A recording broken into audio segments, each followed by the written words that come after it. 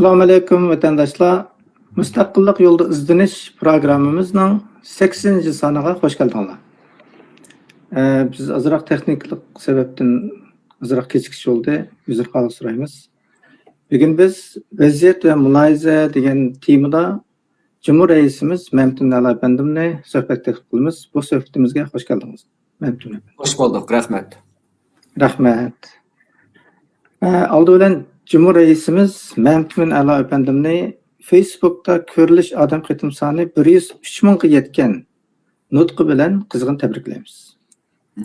Prezident Trumpga ochiq xat to'g'riliq bu nutqingiz 100 mingdan ortiq odamning diqqatini tortgandan biz ona tilimizning go'zalligi va uning fasohatini demay tursaqmi? Albatta uni namoyon qilgan usta halqiliq bo'lsa-mu, bu yerda keng xalqning ko'ngil izori namoyon bo'ldi deb o'ylaymiz. Bu nutqimizda mustaqilligimizga bo'lgan tashnaligimiz va bu yo'ldagi yanmaz aqidamiz aynan namoyon bo'lgan. Xalqimiz yanada o'z vatanining mustaqilligini, insonlik qadr-qimmatini eng ustun ko'radi va o'zini suyadi. Buni ko'rurmanlarning sonidan ko'rib olamiz. Biz mustaqillik deganimizda nurg'un to'salg'ularga yo'liqamiz. Xuddi bizda bundaq shart-sharoit mangu hozir bo'lmaydigandek. Yangi dunyoning qandaqdir demokrat degan shartlarga mangu yaqin kelolmaydigandek his qilamiz. Amaliyot undaq emas.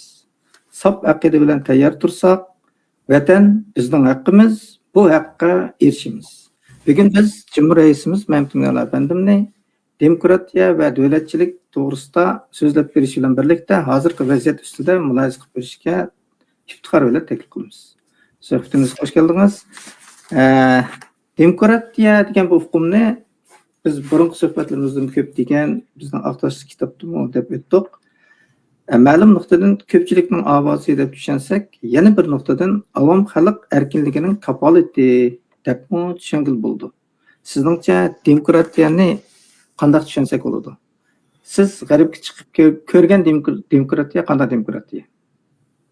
Amerika mustaqil bo'lishning oldida demokratiyalashgan. Ko'p savol olib ketdi. Marhamat. Men bir-birlab javob beray. Endi yana shu demokratiya qaytqa o'xshaymiz hozir yana. Bu qaytish ajablanarlik emas. Chunki oldimizda ko'rayotgan nurg'un ishlar, mayli biz g'arbni ko'rayli, mayli vatanimizni ko'rayli, bizni yanilla insonlarningki 2500 yildan ortiqroq o'ylanishi atalgan bir tema bo'lgan demokratiyaga olib bordi. Buni mayli biz yaxshi ko'rayli bu temani, mayli bu temaga o'ch olayli, mayli bu temaninki dunyoda avjag'anligiga qoyil bo'layli yoki avja ammag'anligidan alanmayotganligidan norozi bo'layli, bu tema insoniyatningki siyosiy ideyasini egallab kelganiga 2500 yil bo'ldi. Bu so'zning tegi grek, ya'ni demokratiya degan demokratiyaning asli demokratiya bo'ladi. Demosning ma'nosi xalq.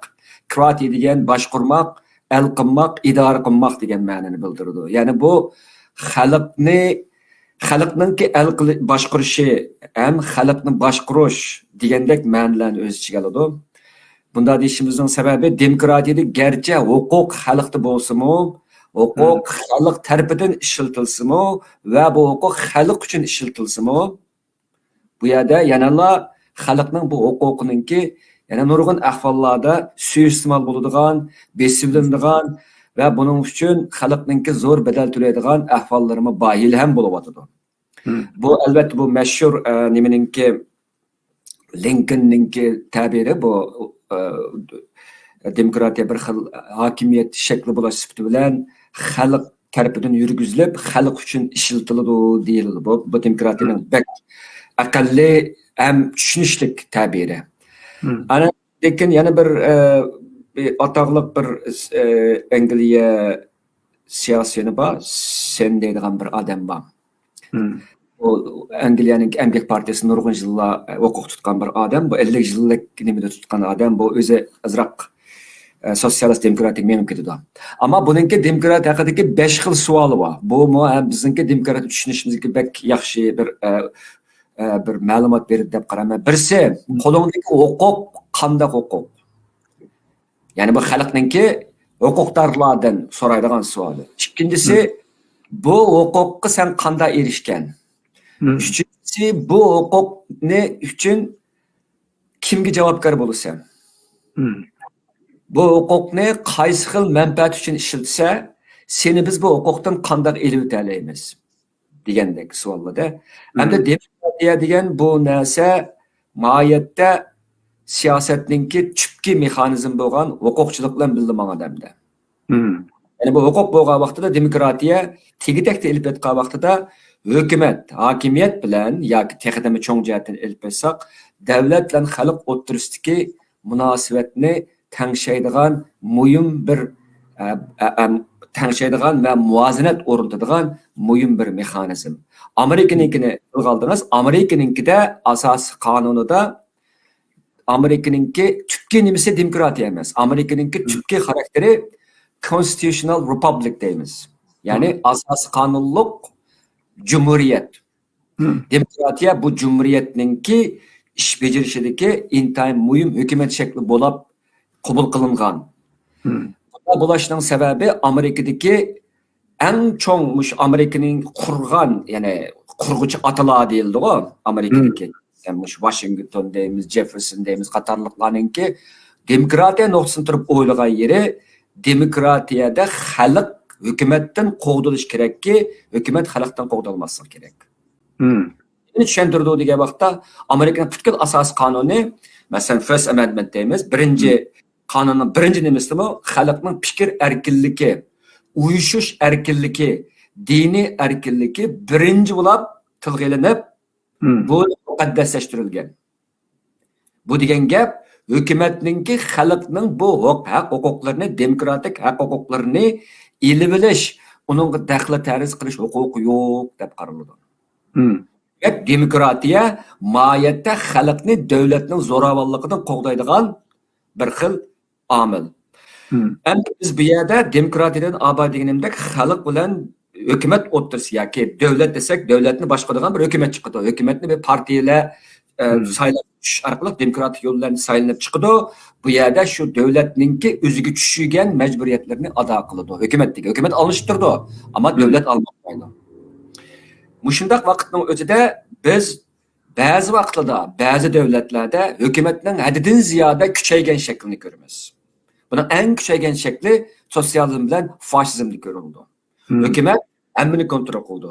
Fashizmninki sotsializmga o'xshamaydigan bir alohidaligi barliq nimalar, korporatsiyalar, cho'ng-cho'ng shirkatlar hammasi hukumat bilan birlashib ketgan bo'ladi. Hozir biz bu yuzinishga ketyapmiz ba'zi yerlarda hozir. Buni men ayirib qo'yaman. Sotsializm uchun degan vaqtda davlat bir partiya tuzumiga tushib, bu yerda demokratiya bo'lmaydi. Ya'ni bir partiya hammani kontrol qildi, saylam yolg'on bo'ladi, rahbarlar tanlanadi, saylanmaydi. Bu vaqtda hukumatning huquqi kuchaydi, zo'raydi, daxli tarzlashidi, mutlaqlashidi. Kommunizmda davlat tugaydi, eng oxirisida bir qo'rqinchli bir xil boshqarish apparati borlik keldi. Buni ham ketyapmiz hozir dunyoda. Hozir bu turibdi deydimi? Amerikada cho'g degan vaqtida buning aksicha xalqning huquqi asosiy qonun orqali belgilatilgan. Amerikani qurg'uvchi atlarninki qilgan eng buyuk xizmati buni birinchi amendment qilib, asas qonunning birinchi moddasiga kirgizib o'tib, uni daxli tarsizlashtirib o'tgan. Davlat teganmaydi. Hatto davlatga chiqqan har qatamliq saylanib chiqqan yoki jumhuriyatchilar bo'lsin, yoki demokratlar bo'lsin, hech qaysi bu narsaga teganmaydi. Hamda men o'tgan qatamliq bir suhbat qisqacha bir narsani deb o'tib ketgandim. Amerikada Trumpninki ikkinchi qatamliq saylanishdan ilgari Amerikadagi demokratlar va Amerikadagi ba'zi liberallar Amerikani o'zgartirish uchun asos qonundan qo'l solmasak bo'lmaydi ekan degan nuqtada maqolalarni New York vaqt gazetida e'lon qilishga boshlagandi. Trump chiqib bu sada beshiqdi. Ammo bu sada o'lmadi. Amerikani vayron qilishninki tunji qadami ko'p hollarda dal birinchi amendmentni vayron qilishdan boshlanadi. Bu o'qimaydi. Amerikani vayron qilaman deyotgan bir nurg'un kishilar bor. Bu kishilarning ko'zlayotgani dal xalqninki demokratiya orqali berilgan abayqi huquqlarni taraytish, kichiklashtirish, aniq yo'qotish orqali Amerikani sotsialistik, faşistik bir davlatga aylantirish. Buning uchun degan vaqtda hukumat mutlaqlashadi. Faşizmda shunday bo'lgan. Hukumat mutlaqlashgan vaqtida bu yerda demokratiya tugaydi. Ammo oxirgi bir gapim, albatta sotsialistlar demokratiyani boshqa bir xil shaklda suiiste'mol qildi. Masalan, Xitoyda bir nima hukm bor. Ya'ni demokratiyalik markazchilik deydigan, demokratik centralism deydigan hukm bor. Bu hukmda Xitoyning 1945-yildagi asosiy qonunga bu hukm kirgizilib, Xitoy hozirgacha buni iste'mol qilib, dastak qilish orqali o'zida demokratiyaning borligini baza qildi. Bu qanday demokratiya degan vaqtida Xitoy masalan Kommunistik partiyasi partiyaning ichida biz munoziraga yo'l qo'yamiz, qaror chiqarish muzokara qilishga bo'ladi. Qaror chiqib bo'lgandan keyin munozira to'xtab, qaror chuqum ijro qilinish kerak deyiladi. Ammo bu yerdagi munoziraning hammasi kontrol qilingan munozira. Hech kim Xitoy Kommunistik partiyasiningki davlatlar birlashib ketgan bir xil hokim mutlaq xarakterini savollay olmaydi. O savollasa kallasi ketadi. Bu yerda demokratiya yo'q.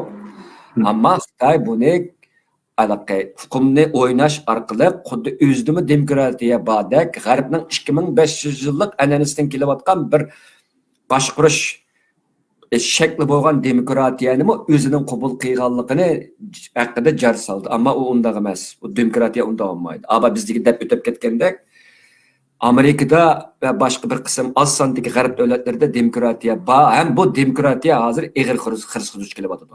Ammo Xitoydek sotsializm yoki hokim mutlaq tuzum va boshqa shakldagi hokimiyatli tuzumlarda bu xil demokratiya bo'lmaydi. Shunga yig'ib kelsam, demokratiya insonlarningki boshqarish, o'zini boshqarish haqidagi hozirgacha kelgan eng unumli shakllarining birisi. Mukammal deyishga bo'lmaydi, ammo eng unumli vaqtning siniqidan o'tgan va jamiyatning gullanishi uchun g'oyat zo'r bir turklik rol o'ynagan bir xil boshqarish tuzumi. Buni e'tirof qilmasak bo'lmaydi. Endi biz oxirgi bizning hukumatimizningmi kelgusi qurmoqchi bo'lganimizmi demokratik Sharq Turkiston.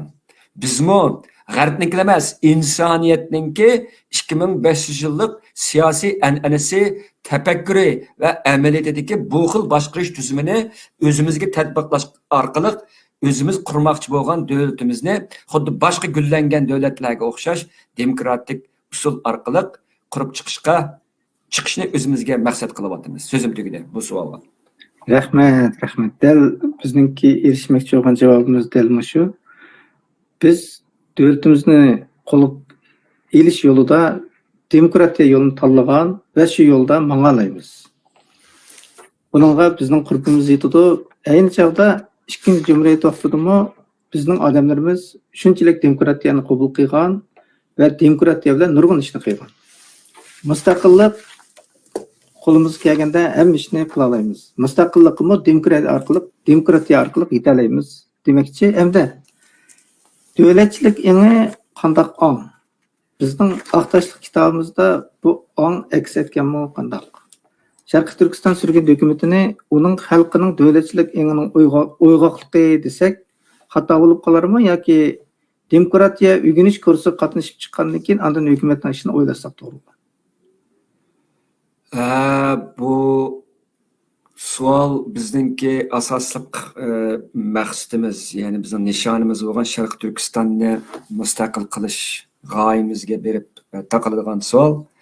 Bu savoldagi bizningki hamda davlatchilik engi degan mohiyatda bir davlatningki yoki bir xalqningki, bir to'plamningki ma'lum bir siyosiy ongga ega bo'lgandan keyinki va uning ma'lum bir territoriyada ma'lum bir kultur yoki madaniyatlarningki ravoji sifatidagi o'zini o'zi boshqaradigan bir siyosiy qurimni qurib chiqishdagi bir xil tirishchanligi, anqirishi va bu jihatdagi türlü buni amalga oshirish jarayonlarini ko'z deb qaraydi. Bu odamda davlat engi deydigan bir gap bor. Davlat bir gap, ang bir gap.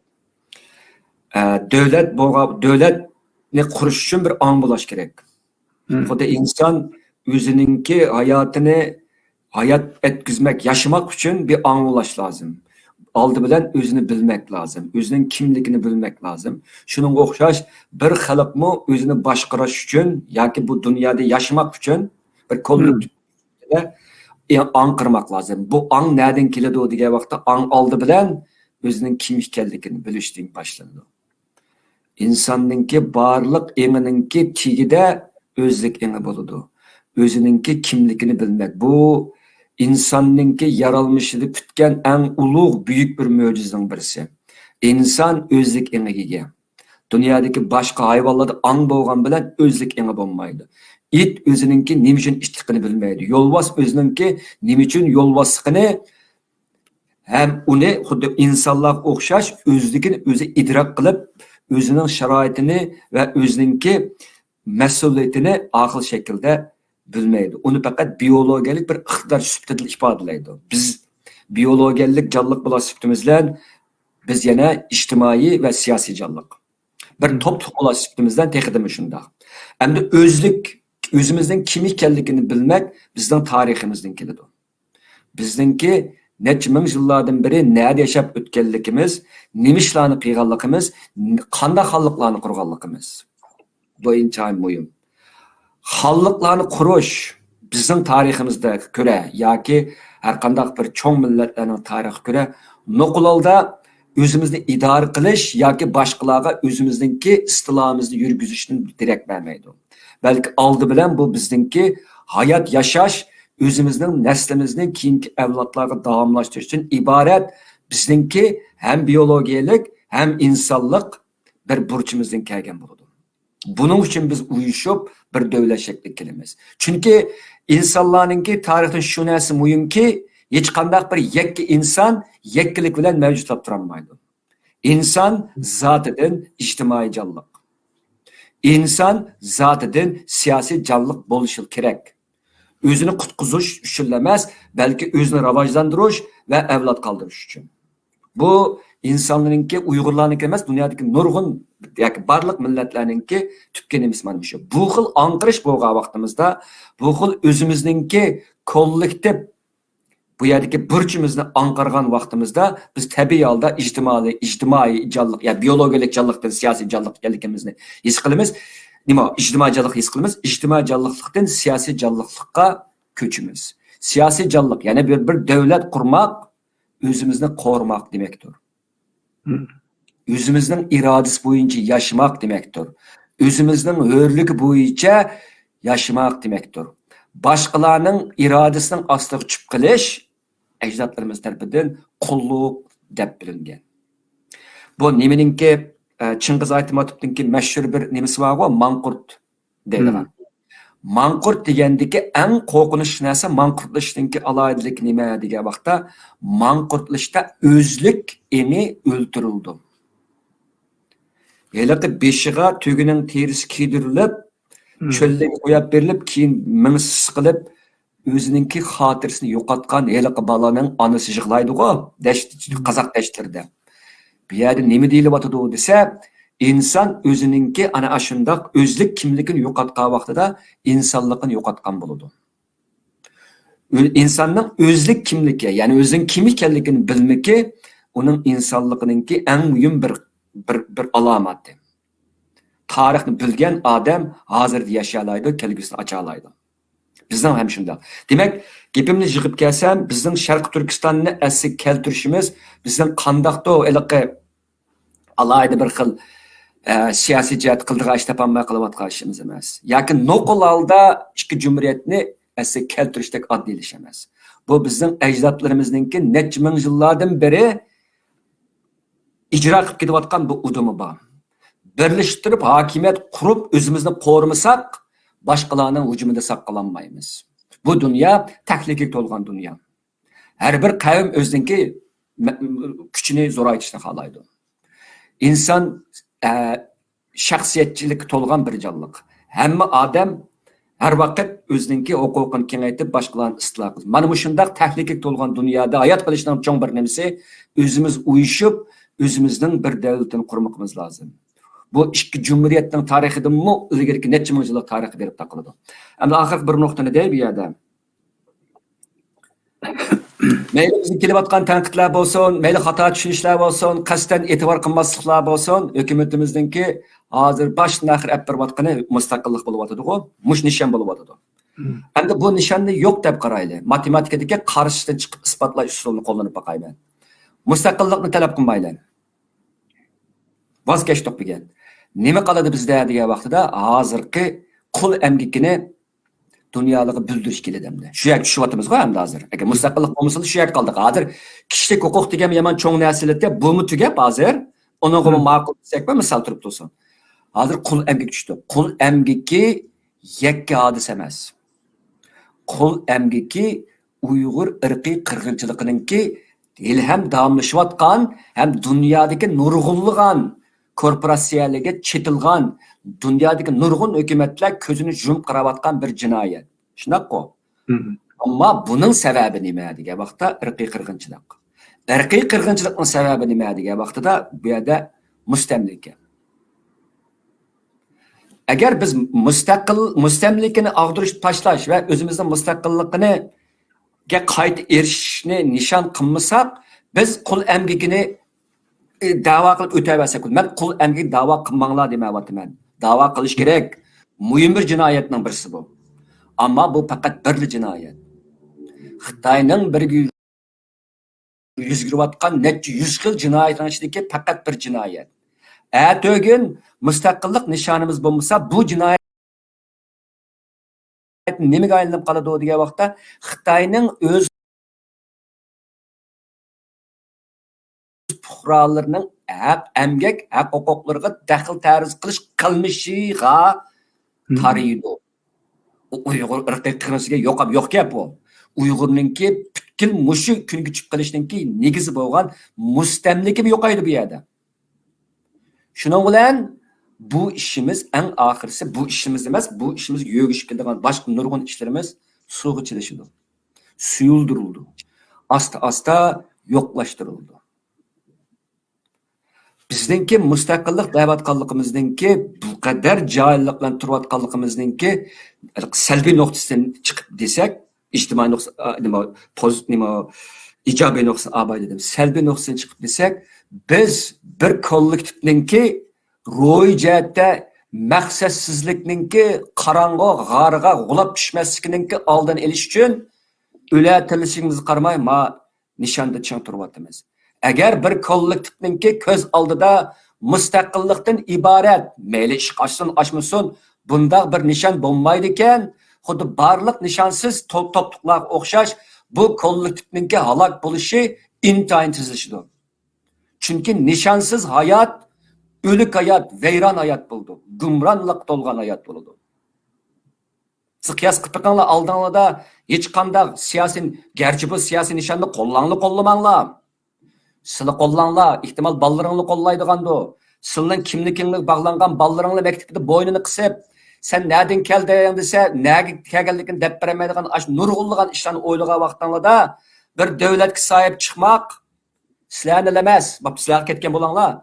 Ballalaringlarning ro'yini, kimligini emas, butkul ro'yini tutib turadigan eng cho'ng psixologiyalik kuch bu. Buni saqlab qolish uchun biz o'latirishimiz qaramay tirishyapmiz. Bu nishon yo'qolsa, o'ylab baqinglar, hayotim nishon bo'lmay baqsin. Nishonsiz hayot degan o'lik hayot nega berishni bilmaymiz. Bekorga ketgan hayot bo'ladi. Hatto yashalmagan yaxshi bo'ladi bunda maqsadsiz yashagandir. Biz Uyg'urlarningki mayli bu nishonga osiylik qilsin, ko'masga silib olsin, e'tiborsizlashtirsin, o'zining nishonini o'zi ichilib yayrab nomussizlarcha masxir qila olsin. Sizlar bilmasanglar, biz bu nishonningki bu millatning ro'yini tutib turadigan ehtimol eng oxirgi ro'yi bir turk ekanligini har vaqt his qilib turyapmiz. Bugün e'tirof qilmasanglar, erta e'tirof qilmasanglar. Qilmasanglar mayli. Ammo biz e'tirof qilamiz, buningda biz mangamiz. Chunki biz buningsiz bu hayotda boshqa hech qanday bir siyosiy, ijtimoiy, psixologiyalik yoki iqtisodiy bir lazzat yoki bir ma'noning borligiga ishonmaymiz. Bu bo'lmaydi ekan, bizningki insonlik qadr qimmatimiz ishga oshmagan bo'ladi. Chunki asr bir insonningki insonlik qadr qimmati to'liq bo'lmagan bo'ladi. Bir insonning bu hayotdagi eng chong nimasi o'zining g'ururiga ko'ra o'zining qadr qimmatini saqlash yoki tatulangan bo'lsa, buni asliga keltirish bo'ladi. Bu o qadar bir buyuk bir xizmat. İnsonningki bu dunyoda inson bo'lish yashashdagi eng chong vazifalarning birisi mana shu. İnsandek yaşay olash. Chunki bizningki aqlimizni berdi Alloh, bizga bu g'ururni berdi, bizga bu hissiyotni berdi. Bu biz o'zimiz qilib olmadik buni. Bizga selingan bir o't bu. Bu o'tningki teptida yashaymiz biz. Bu biz o'zligimizni qilayotgan ish emas bu. Bizning aqlimiz buyruq qilayotgan, bizning vijdonimiz chaqiriq qilayotgan, biz hissiyotimiz har vaqt o'rtinib turib bizni da'vat qilayotgan bunday bir ulug' bir ish bu. Biz o'zimizga, o'zimizning aqliga, o'zimizningki vijdoniga va o'zimizningki hissiyotiga osiylik qilib, bizning butun vujudimiz talab qilayotgan bunday bir erkin inson bo'lishdek bu qadar eng oliy bir muqomni rad qilolmaymiz. Buning uchun yashaymiz. Mustaqillik degan mana shu biz uchun. Gapim tugadi. Rahmat. Ko'pdan ko'p rahmat. Bizning mustaqil davlatimizni asli keltiradiganligimizni bizdagi davlatchilik yangining ajdodlarimizdan qolgan genimizga singan qinimizda bor bir aniq ekanligini tushuntirib berdingiz. Haqiqatan shunda agar biz o'zimizningki mustaqil Sharqiy Turkistonni asli qaytirishdan iborat bir aqida bilan yashamasak, bu dunyoda qanday bir aqida bilan yashaymiz? Bo'lib biz hozirgi ahvolda mayli siz boy bo'lib keting, mayli siz osmonga chiqib keting, ammo siz bir qul. Ajdodlarimiz qurib bergan davlatni biz asli keltiramadik. Biz xalqning qo'lida, Xitoyning qo'l ostida qul bo'lib yashadik. Demak, qulligimizni o'zgartirishga tirishmasak, biz insonlik martabasidan o'zimiz chekingan bo'lamiz. Hamda hozirgi vaziyatda yaqinda Amerikada Intel shirkatiningki CEO'si, ya'ni boshlig'i, deyli bir Xitoy, Sun Liu deydi bu Xitoyning ismini. Va Xitoy bilan bo'lgan Xitoy bilan savdosi bo'lganligi va yuqori saviyadagi o'zak texnikasini Xitoy harbiy shirkatlariga o'tkazib berganlik gumoni bilan. Yana buning ishlari jiq chiqyapti hozir. Nurg'un shirkatlar bor ekan Xitoyda.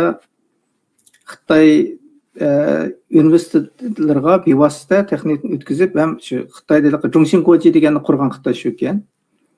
Mushu nurg'un gumonlar bilan bu Amerikaningki nemisda parlamentidagi senator Tom degan senator chiqib buni maxfiy uchurlar bilan buni tutgandan keyin, bunda bir uchurlarga erishgandan keyin buni tekshirishni o'tirib qo'ygan. Bu uchurlar Trumpningki qo'lqiga yetgandan keyin Trump bu CEO'ni bevosita istifa berishga qistagan. Hamda bu ishlarni Harvard universitetininki Xitoy bilan bo'lgan munosabatdan birlashtirib bizga bir tahlil qilib bergan bo'lsangiz, marhamat. Bu misolda meningki yaqqol diqqatimni tortqani aning Xitoy pushtidan bo'lishi. Ya'ni shuni ko'ryapmizki, Xitoydan pushti bo'lgandan keyin asosan har qanday degidek Xitoy hukumati uchun ma'lum shaklda mayli majburlansin, qiziqtirilsin, tozoq tushirilsin yoki boshqa shaklda bo'lsin, xizmat qildirildi yoki xizmat qiladi. Bu dunyoda kam uchraydigan bir ish bu. Ya'ni Xitoyningki Yanhuang avlodlari dunyoning nerede yashasin, Kensha degan Xitoyningki nazirdagi bu jahonningki qaysi bo'lagida yashasin, hamon Xitoylikni qiladi degan gap. Buni bizningki Uyg'ur irqiy qirg'inchiligini ba'zi parlamentlarga ovozi qo'ygan vaqtimizda Xitoy pushtidan bo'lganlarningki qarshi turganligiga shohid bo'ldik-ku. Fransiya shunda bo'ldi, Kanada shunda bo'ldi, qatorliqlar. Demak, Xitoyningki yurki, har qanday bir Xitoyning yurki har vaqt Tiananmenga talpinadi. Bu bir. Ikkinchisi bu Intel Amerikaningki g'oyat zo'r mablag' 8 milliard dollarlik federal nimasi yordamiga erishgan dunyodagi oldin qatordagi yerim o'tkazgichlik nimalarni o'zaklarni yashaydigan cho'ng bir shirkat. Hamda bu CEO'ninki qilayotgani Tom Cotton degan Amerikaning senatorininki da'vatqani bu oldi bilan bu manfaat to'qilishga kirdi.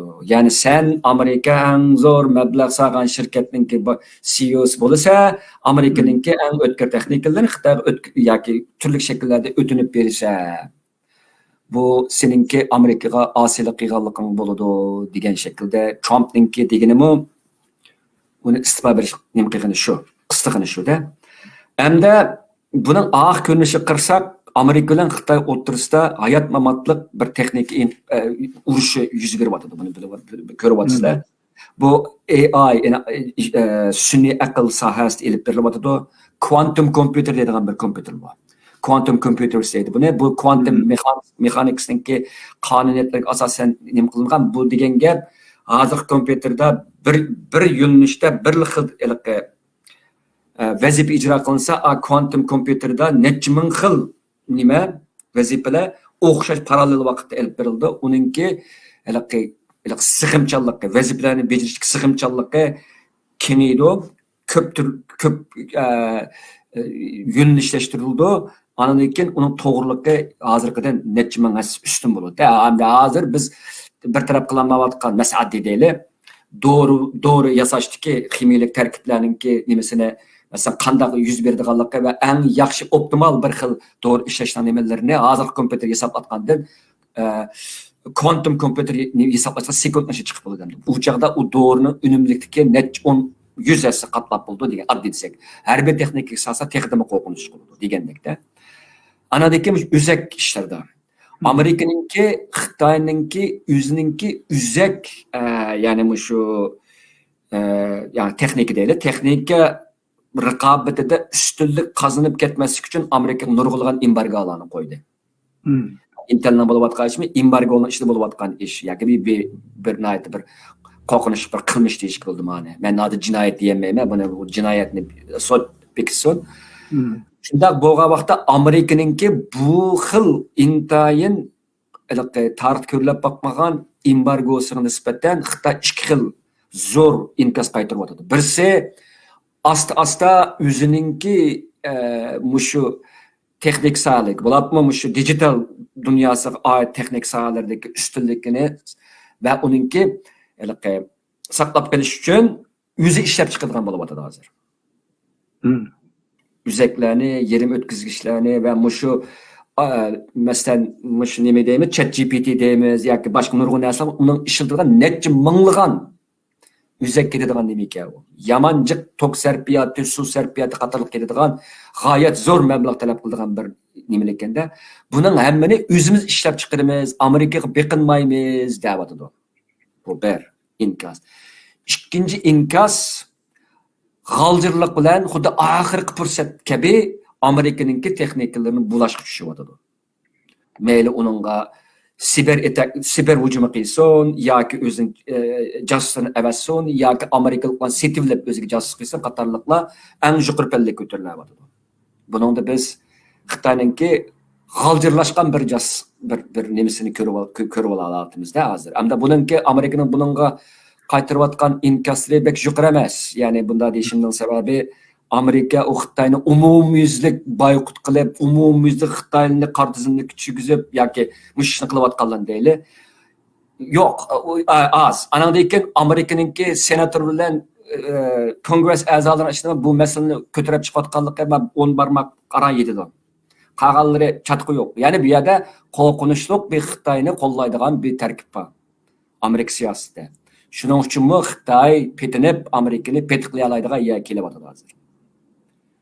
Endi bu hozirgi texnik urushida kim bu texnika bo'libmi? Eng muhimi shu sun'iy aqlda kim bu texnikani egallay olsa, kelgusini shu kontrol qila oladigan yerga tushyapti. Chunki sun'iy aql dunyoni kontrol qilishga tushdi hozir. Keng ko'lamda bu faqat ilgari 50 yil deyildi. Keyin 15 yilga tushgandi. Hozir 5 yil deyilyapti. Bu mening gapim emas. Dunyodagi cho'ng texnik, çoğun texnik, en yuqori texnik, mesela Elon Musk'ın bu der deganlari var. Yana başqalarınki Sam Altman deganninki, Alex Kapil deganninki qatorliq nurg'unlarninki davatgan gaplarda Amerikadagi cho'ncha Silicon Valley'dagi Silicon shu nemisiki Kaliforniyadagi Silicon Valley degan Amerikan texnikasidagi eng markazlashgan joyliklarninki davatgan gaplar. Shu qo'rqinish darajada bu hozir dunyoni kontrol qilish uchun bular bu sun'iy aqlga g'oldirlik bilan mablag' selyapti. Hamda Xitoyning 3-chi sirt bir qilayotgan inkosi o'tgan qatam ikkimiz deyishgandek serak to'plarga qartildigan eksport cheklamasini kuchaytirib, Amerikani bu materiallardan mahrum qoldiryapti. Chunki Xitoy 90% buningki nimasini ishlab chiqarishini tatib taqilishni kontrol qiladi. Amerika hamda bu jihatda o'ziga tayinishga majbur bo'ladi. Ya'ni manda qarasak, Xitoyda material bor, yuqori texnik yo'q. Amerikada material kamchil, lekin texnik bor bu jihatda. Shunga bu ikkisi bu jihatdan mukammal emas.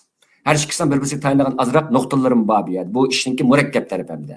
Shuning uchun bu raqobatning qiziydigan bir yeri Amerika materialga erishish uchun o'zininki materialni ishlab chiqarish qobiliyatini oshira olish kerak. Shuning uchun Amerikada tunuganmi, Trump Afrikadagi bir nechta davlatlar bilan kelishim imzoladi. Mesela Kongo bilan bo'ladimi?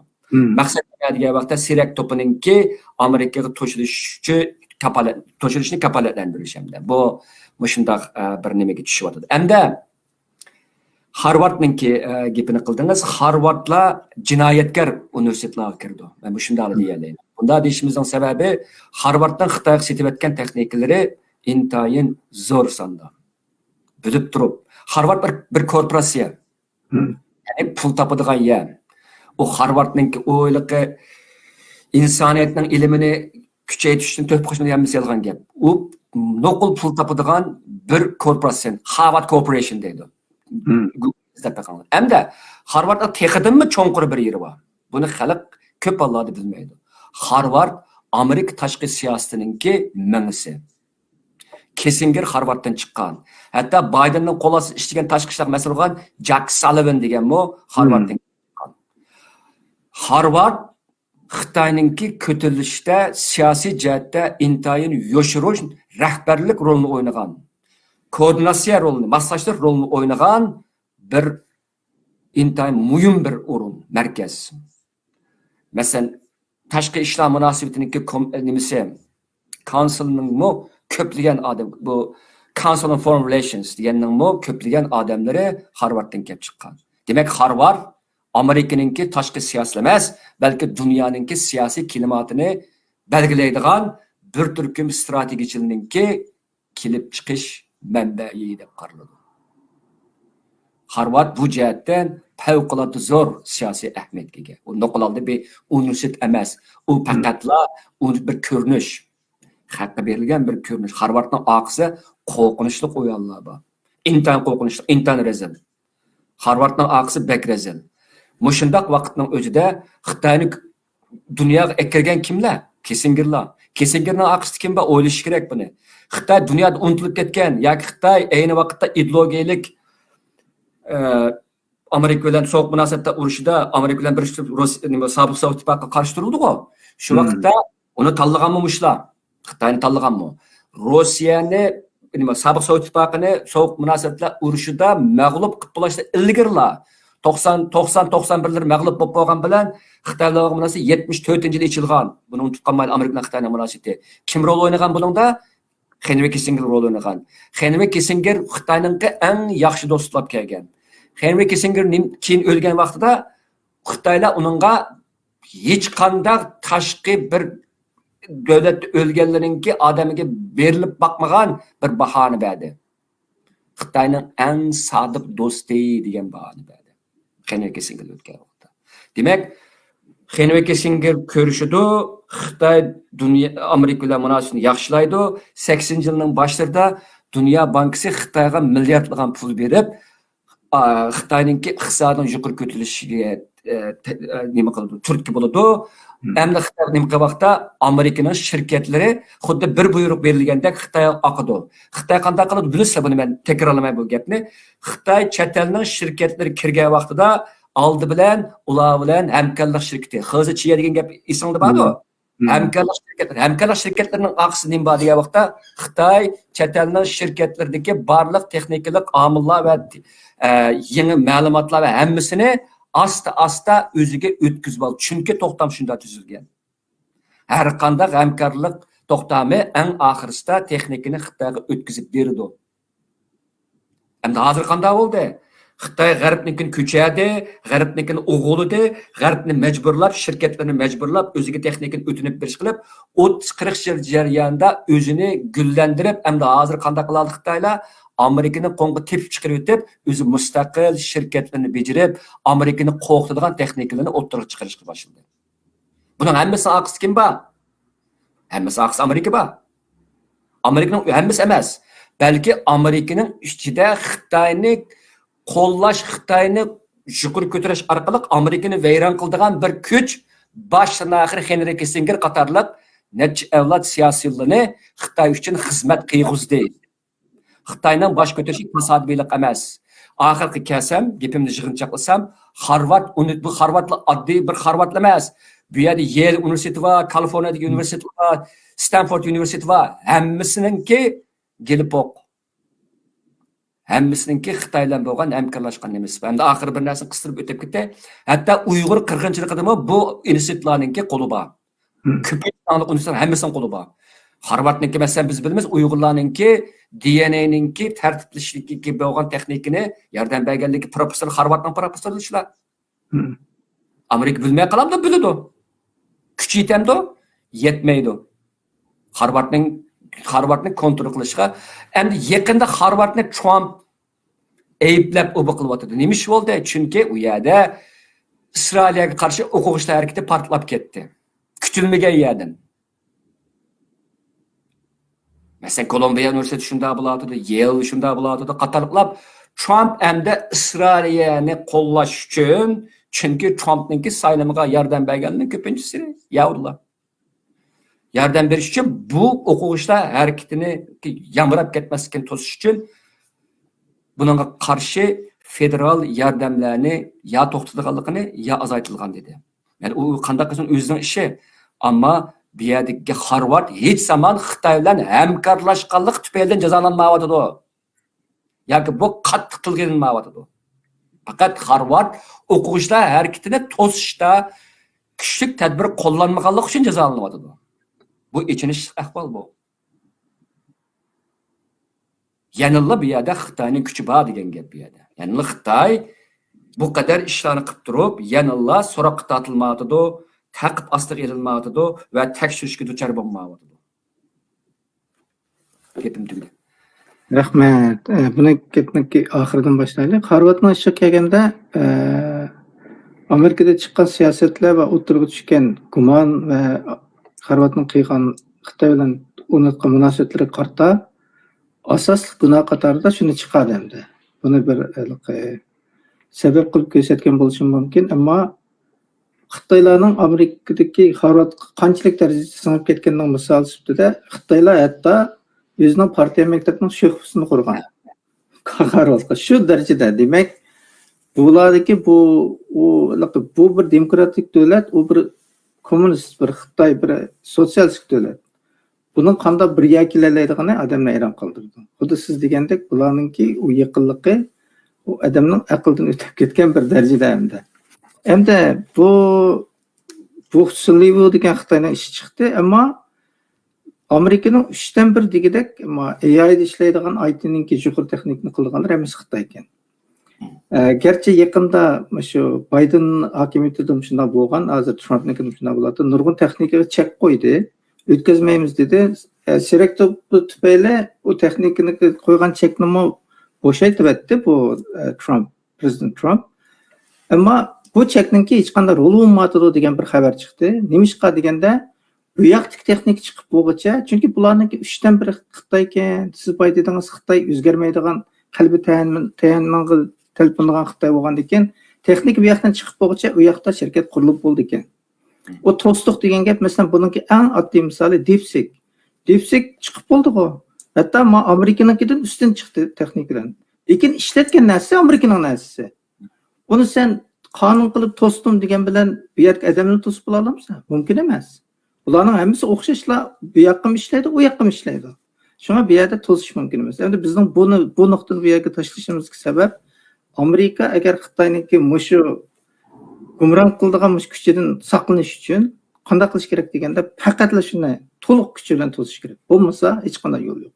U qonun bilan ani cheklab bo'lmaydi. Chunki Sullivanning o'zimi ayniqsa Zhongshin Goji deganni qurg'ini shu ekan. Zhongshin Goji degan Xitoyningki shirkati Amerikadan o'g'irlagan narsaning jiqliqidan eng oldi bilan shuni cheklagan Amerika. Lekin shuni qurgan odamni o'ziningki CEO qilib belgilagandan keyin tomkatdan chiqib nima dedi desa, bu sen bu Xitoyning shirkatlarini qurgan 8 dak shirkat bo'lgan Xitoyda. Xitoyga shunda nurg'un pulni qilgan, texnika bergan odamni nima deb Intelga boshliq qilsa, sen shuni boshliq qilgan chaqda hatto buning oldida bir sud bo'ldi. Sudda bular ustda deylik, texnikani berib qo'ygan uchun 1.5 milliard pulni to'laydigan bo'ldi. Mushunda odamni sen nima deb yana o'zingga boshliq qilsan deb mundaq bir savol qo'ydi. Demak, bularningki siz degandek oz bo'lsin, buni bilayotganlari bor, lekin umumiylik emas. Agar bilgan bo'lsa edi, qat'iy bunday ishga yo'l qo'ymaydi. Hozir bu AI'ningki Amerikada bo'lsin, mayli Tayvanda bo'lsin, boshqa yerda bo'lsin, hammasi degandek Xitoyning qo'lida. Buning eng chong boshliqlari Xitoy. Bu eng xatarli ish bu dunyoga. Amerikaliklar emas, butun dunyo xatarli ish. Buning o'zi Xitoy nima ekan desa, Malayziyada cho'ng'ilgan, Malayziyada tug'ilgan, Singapurda o'qigan, Amerikada tarbiya olgan Xitoy ekan. Amaliyotda u Xitoy bilan kommunist Xitoy bilan munosabat yo'q deb qaraydi boshqalar, Amerikaliklar. Lekin bular hammasi bir. Bu gap buni o'ylasangizlar odam qo'rqadigan darajada bular birlashib olgan dunyoga tahdid. Hamda fursat va xiris tang mavjud bo'lgan hozirgi dunyo vaziyatidan ko'ra siz bizning kelgusimizni qanday ko'rasiz? Xitoy yengilyapti. Xitoyning demokratiyalashishi bizning ishimizning hal bo'lgan. Marhamat. Xitoyning demokratiyalashi degan bizning og'zimiz silingan 40 yillik so'zga bu. Xitoyni shu ko'tirdiganlar o'ziningki Xitoyni ko'tarayotganligini çandomaslık için Xitay demokratiyalasa bizden dosuldu deb aldıgan, bütün dünyanın aldıgan bular. Kesingirli aldıgan yani. Andan edeyim. Xitay mümkün emas. Yeli qoğun emiken demokratiya köçmedi. Hatta Xi Jinping degan Xitayning degan gapi bor o. Dünya Xitay medeniyetininki kuchini his qiladi hamda dedi. Buni deyotgan gapi nima esa g'arb civilization gapini qilyapman. Kultur emas bu. Chinese civilization deyapman Xitoy hozir. Xitoyning madaniyatini dunyo endi qabul qiladi, buni ko'rdi degan gap. Bu nima deyapti degan vaqtda g'arbningki demokratiya, insonparvarlik va xarakteri olgan bu madaniyati cho'kiyotdi deb biz chiqyapmiz deganni nima qilyapti. Endi meningki bu yomon jiq savol, bu javob berishim nima ketadi? Xiris desam, men ikki cho'ng xirisni ko'rsataman hozir. Fursat desam faqat bir fursatni ko'rsataman. Ama bunun yamancık narsa var mı? Jigayemdi. Buna vaqt mojik nim qilmab. İki cho'ng xiris var meni kechasi uxlatmaydigan hozir. Birinchi cho'ng xiris yadro urushining xirisi. Bu biz hozir Xitoyningki Tayvanga kuchab Filippinni ketib turib ta'dis qilayotganligini ko'ryapmiz. Amerikani qo'g'daymiz, u bu da'vatida bu turibsin. Andan keyin Ukrainadan iborat bir proxy urush bo'layotgan yerdagi Amerika bilan Rossiya o'tirishdiki to'qinishninki kengayib kelish ehtimolligi. Hatta buningki yadro qurollariga aylanib ketishi, yadro urushiga aylanib ketishi. Endi bu yerda 3 burjaklik bir munosabat bor. Xitoy, Rossiya, Amerika. Buning ikkisi xristianlik, g'arblik aloyidlik ega ikki davlat, Amerika bilan Rossiya. Xitoy bu butunlay boshqa bir ideologiyadagi bir davlat bu. Tariximi boshqa, kulturim boshqa, madaniyatim boshqa, hammanimiz boshqa bu ikkisidan. Ammo Xitoy hozir o'tganda Wang Yi bir gap deb soldi-ku. Yaqinda Xitoy Amerika bilan Rossiya ikkisiningki bir-birisi bilan urushib holsirgandan keyin dunyoni qurol atmay turib kontrol qilishni kutyapti. Shuning uchun u Rossiyaga to'xtamay yordam beryapti. U Rossiyaga yordam berish uchun bir strategik hamkorlik bilan yordam bermayapti. Rossiya bilan Amerikani sapyab ikkisining qoniga bo'yatilgandan keyin nimaning bir gapi bor-ku? Xitoyning bir gapi bor. ikki maymun taqdi nima ikki yo'lbos taqdilisa maymun tomosha ko'rapti dedi. Shundan gap bo'lyapti hozir.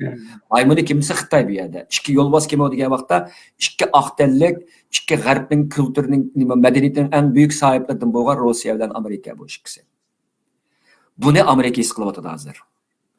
Trump his qilyapti. Bu to'zaqqa tushmaslik uchun bir qismi Trump'ninki hozirgi hukumatining ichidagi bir qismlari bu to'zaqqa tushmaslik uchun amal ba urushni to'xtatib nishonni Xitoy burish. Shuning uchun men Wang Yi deb soldi-ku.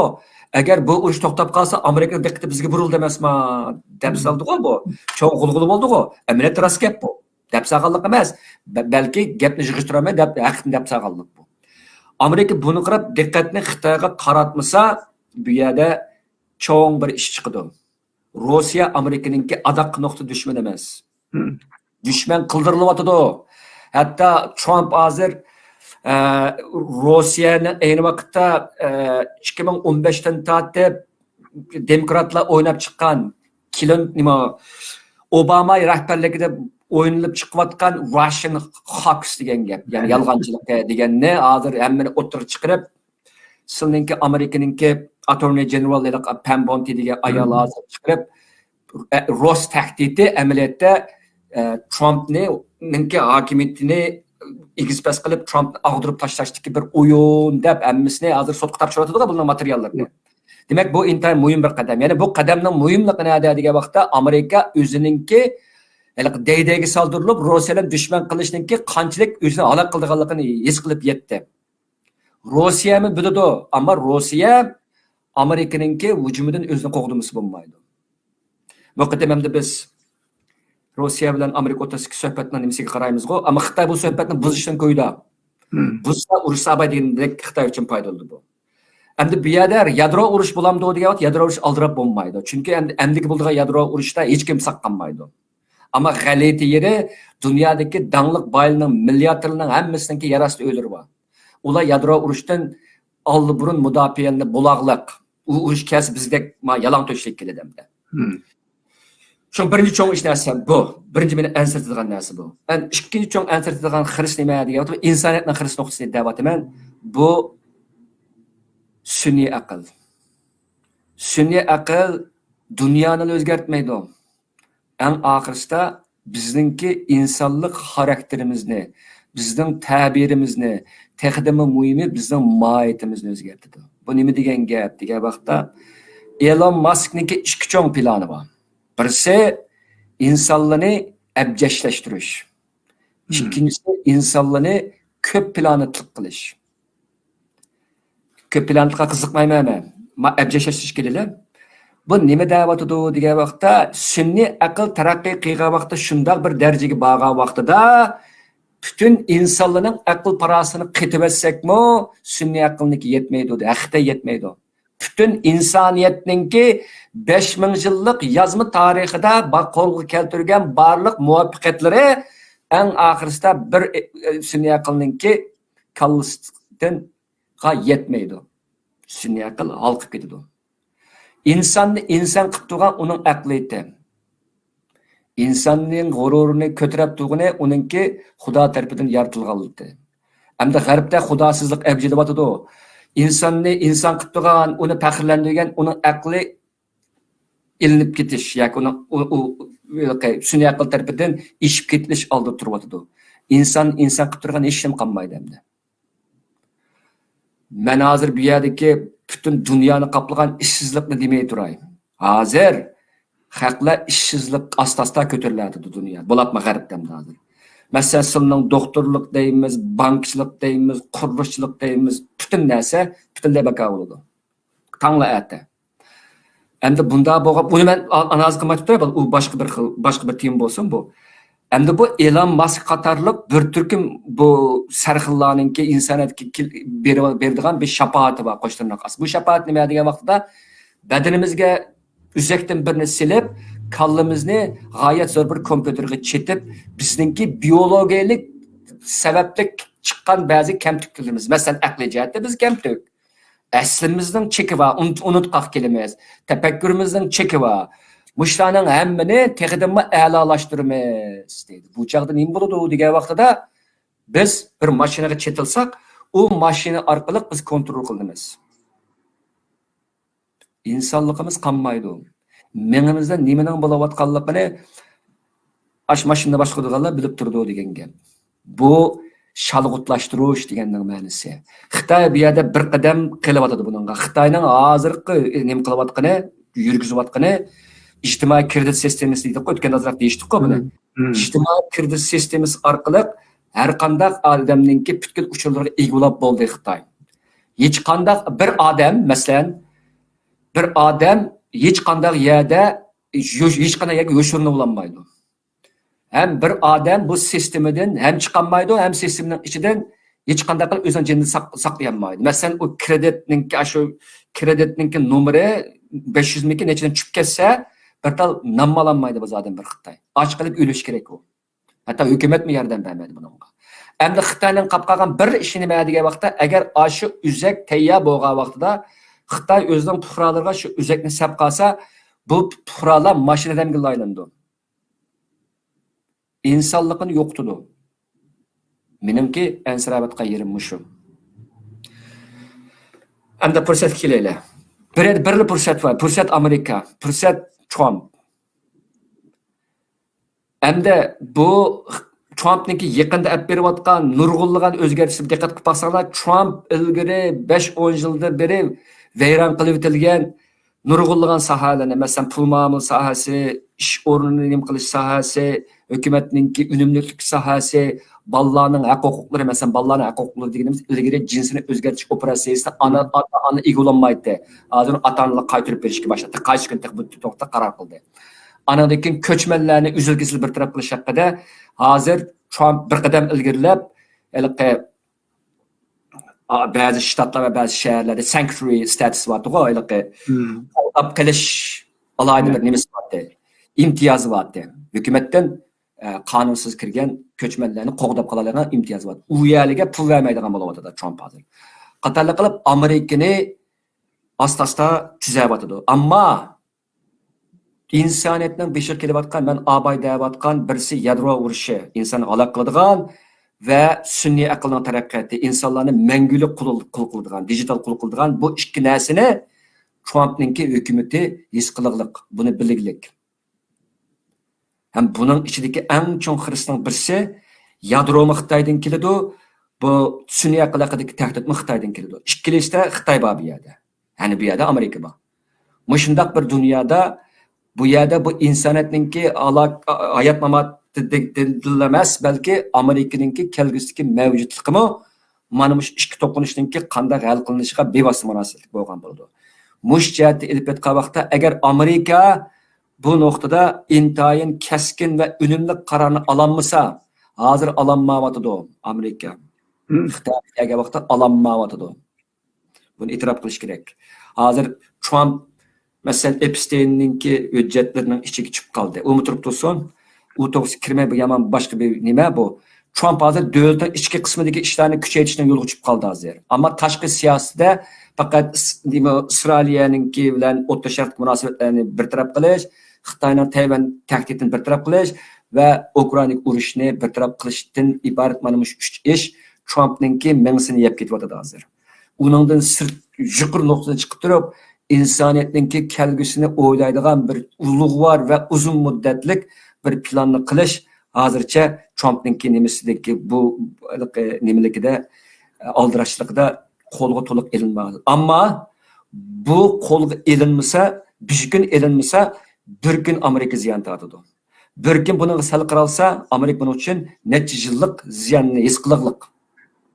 Mush nuqta ilib o'tgan vaqtda Amerikaninki Xitoyga bo'lgan embargolari, jazolashlari va uni kontrol qilish ahvollari meningcha kelgusida ma'lum ilgirlashlarga erishish mumkin. Garchi men u qadar umidvor bo'lmasammi, ammo Amerikaliklar bu jihatda yechaga qachanmaydigan, o'zini aldayamaydigan, o'ziga boshqalarga emas, hatto o'ziga yolg'on so'zlaymaydigan, nihoyat ichinishlik, nomusli bir ahvol qolib qoldi Amerikaliklar hozir.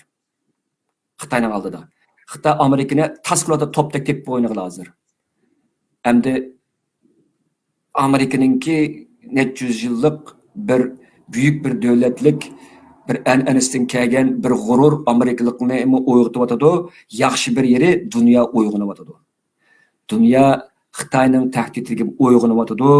Ham kelgusidagi mushu sun'iy aqlninki insoniyatga qanday ta'tillar akilayotganligiga uyg'onyotadi. Ammo korporatninki liderlari ilham insoniyatni kontrol qilishdinki ham xiyollarni suryotadi. Elon Musk'ninki ham xiyoli bor, Microsoft'ninki ilgari CEO'sining ham xiyollarim bor, Sam Altman'ning ham xiyollarim bor, Jeff Bezos'ning ham xiyollarim bor. İnsaniyat hozir xuddi bir o'yinga bo'lgan bir laqochaq o'xshab qoladi hozir buning qo'lida hozir. Bu qo'rqinchli ahvol bu. Gapimni chiqsam, insoniyatning oxirisi mana shu Amerika bilan Xitoy o'tirishga mana shu oldimizda texniki keskinlashish mumkinchiligi bor bo'lgan, bu to'qinishga bog'liq bo'lgan. Endi Sharq Turkistonliklarning taqdiri bu dal mana shu to'qinishning ichida o'zininki kelgusidagi yo'nalishini topadi deyman. Meningcha bizning ishimiz har vaqt bu ikki davlat o'tirishga, albatta u yerda Rossiya ham bor, yana boshqalarim bor. Asosiy ikki davlat o'tirishga munosabatninki kelgusidagi taraqqiyot bilan zich bog'langan deb qarayman. So'zim tugadi. Rahmat. Pek yaxshi tahlil qilib berdingiz. Haqiqatan dunyo kelayotgan xiristlar odamni cho'chitadi ekan. Ammo biz agar umidvor bo'lsak, agar Amerika Xitoyning oldida eng oddiysi o'zini qo'g'dash uchun bo'lsa-mu, maydasini kirib chiqa olsa, bizga hamon fursat bo'ladi. Bizning qinimizda, genimizda davlatchilikning va mustaqillik irodamiz bor. Biz mush aqidamizni yo'qotib qo'ymasak, bizga hamon fursat keldi deb turishimiz kerak. Hargizmi biz demokratiyani bilmaydi ekanmiz. Uni qilmay turib, buni qilmay turib, sirkin hukumatni qurib olgan bilan hech ish oqmaydi deb quruq gap qilgandan ko'ra, hukumatni qurdik. Biz xalq uchun, biz mustaqillik uchun bu bizningki olgan oldingi qadamimiz albatta. Biz kelgusida qurmoqchi bo'lgan davlatimiz albatta demokratik davlat bo'ldi. Albatta xalqning irodasi aks etgan davlat bo'ldi. Uningga gap ketmaydi. Bugungi mush ajratgan vaqtingiz uchun ko'p rahmat. Hammanglarningki mush vaqt xayrli bo'lsin. Sizga Allohga emanet. Hammalarga xayr xo'sh.